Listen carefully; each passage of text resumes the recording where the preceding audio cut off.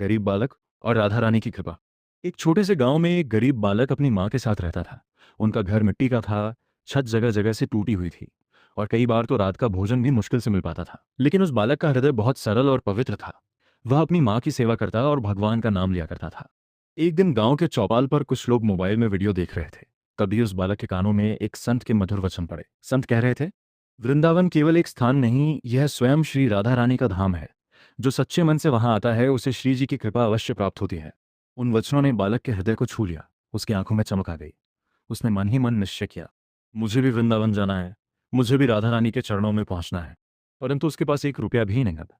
अगले दिन वह गांव के लोगों के पास गया, फोल्डेड हैंड्स करके बोला, मुझे थोड़ा धन दे दीजिए, मैं वृंदावन जाकर वापस आकर आपका सारा धन चुका दूंगा।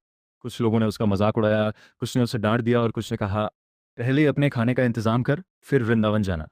निराश होकर वह घर लौट आया। उसकी माँ ने उसे समझाया, बेटा, यदि मन सच्चा हो तो भगवान दूर नहीं होते। उस रात बालक बहुत रोया। फिर उसे संत के वचन याद आए।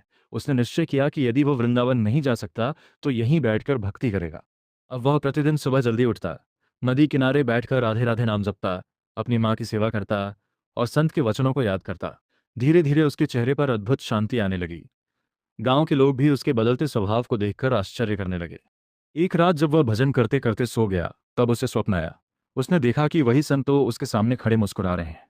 उनके चारों ओर दिव्य प्रकाश फैला हुआ था। संत ने प्रेम से कहा, बेटा, सच्ची भक्ति के लिए केवल वृंदावन जाना आवश्यक नहीं। जहां सच्चे मन से राधा नाम लिया जाता है वहीं वृंदावन प्रकट हो जाता है।